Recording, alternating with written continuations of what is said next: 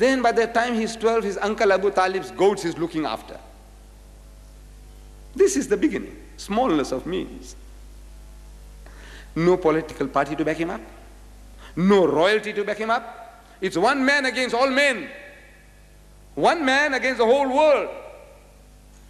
Nobody. His own people were not prepared to receive his message. From the word go, trials and tribulations, you know his history. Smallness of means and outstanding results. Today, 1,000 million Muslims. Christianity boasts 1,200 million. But they had 600 years they were ahead of us. But an American, in his book, The Messenger, Bodley, in his book, The Messenger, he says that there are more professing Christians in the world than professing Muslims. Professing means people who fill census forms. So what religion you belong to? Even if he's an atheist, he will say Christian. He won't say Jew, because he's not a Jew. He won't say Hindu, because he's not a Hindu.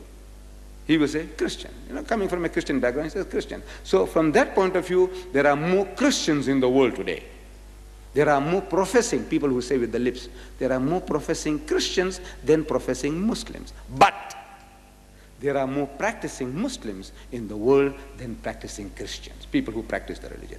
Alhamdulillah. There are more Muslims who practice. We have our shortcomings. But as a people as a whole, there are more practicing Muslims in the world today than practicing Christians. This is what Bodley says in his book, The Messenger.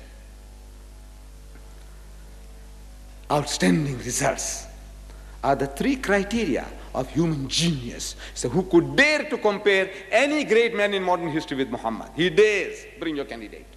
Any man, bring him. Compare with this man Muhammad. Who could dare to compare? He is daring you. Bring yours to compare with this man. This is the most famous man, talking about others, created armies, laws and empires only. They founded, if anything at all, no more than material powers, which often crumbled away before their eyes, like Hitler's power. Crumbled away before his own eyes. Mussolini's power crumbled away before his eyes. Mikado's Japan crumbled away before his very eyes. Crumbled away before their eyes. This man Muhammad has moved not only armies, legislations, empires, peoples and dynasties, but millions of men. And more than that, he moved the gods of the people. He moved them out of the way. The gods, the religions, the ideas, the beliefs, and the souls. And he ends his beautiful tribute by saying, philosopher, orator, apostle, legislator, warrior, conqueror of ideas, the restorer of rational beliefs, of a cult without images, the founder of 20 terrestrial empires and of one spiritual empire. That is Muhammad. That is Muhammad. With regards all standards whereby human greatness may be measured, we may well ask, is there any man greater than he? Is there? The answer is in the question. The answer is in the question he's asking. In other words, he's saying, no man greater than Muhammad sallallahu alaihi wasallam. The greatest man that ever lived was Muhammad sallallahu alaihi wasallam. I'm asking, who bribed Lamadin? Who bribed him? Which Arab? The whole Muslim world was down in the gutters. In 1854, the whole Muslim world, except for 3 or 4 Muslim countries nominally independent, every Muslim nation was under subjugation. India was under the British. Indonesia was under the Dutch. Malaysia was under the British. Nigeria was under the British. Mozambique, a Muslim country, Mozambique, was by the Portuguese. It's a Muslim country, do you know that? Even today, 60% of the people are Muslims. You see, when the Portuguese took over with the superior gun power, the white man is very ingenious.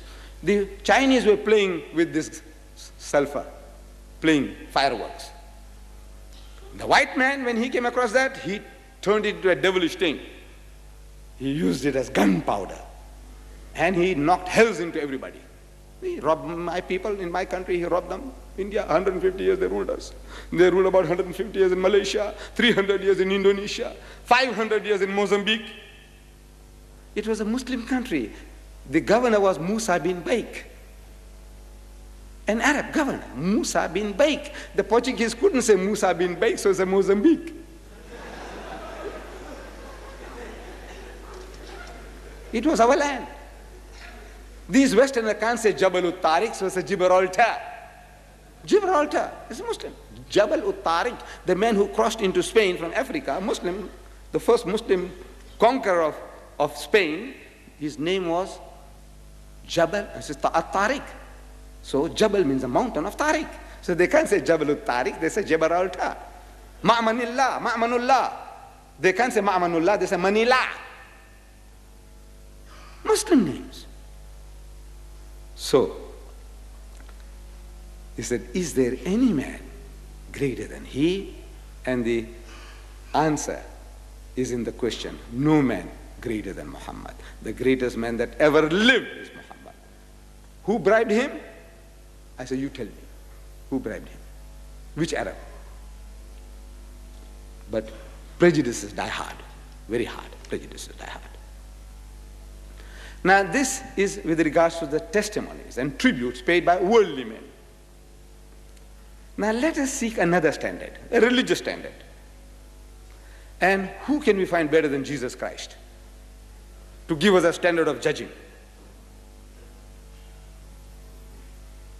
Let's go to Jesus. In the Gospel of St. John, chapter 5, verse 36. Those of you who have Bibles, open them and check it out. John chapter 5, verse 36. Jesus Christ is speaking about greatness. He's comparing himself with John the Baptist. John the Baptist, we call him Yahya alayhi salam.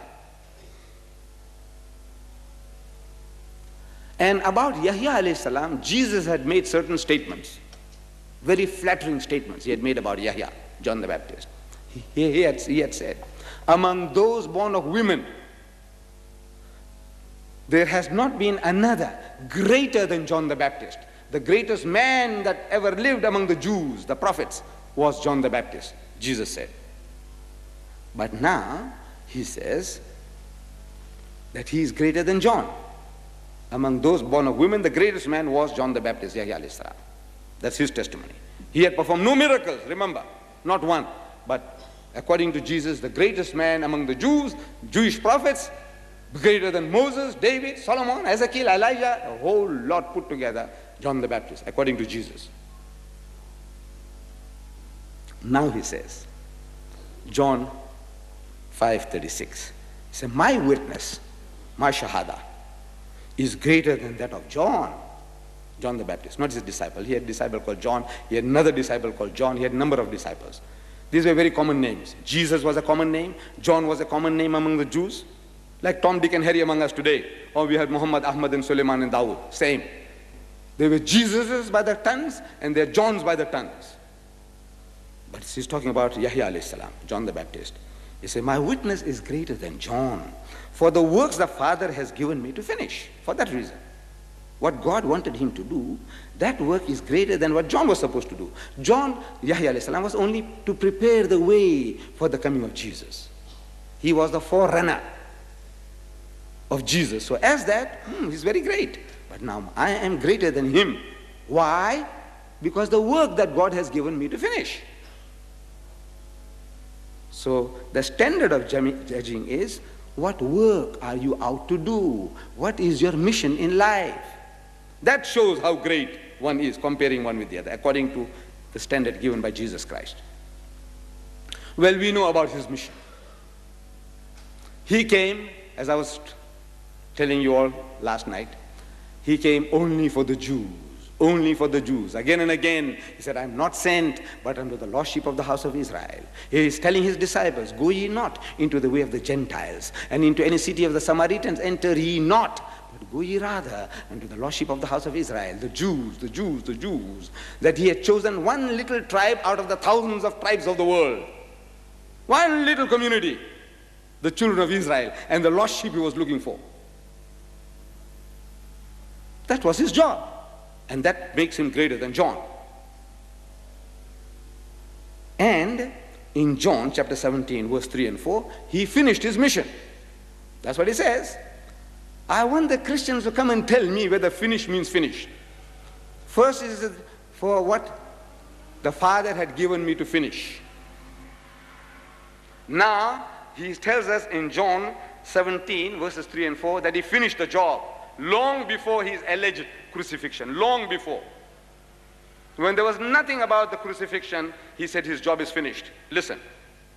And this is life eternal, Jesus says.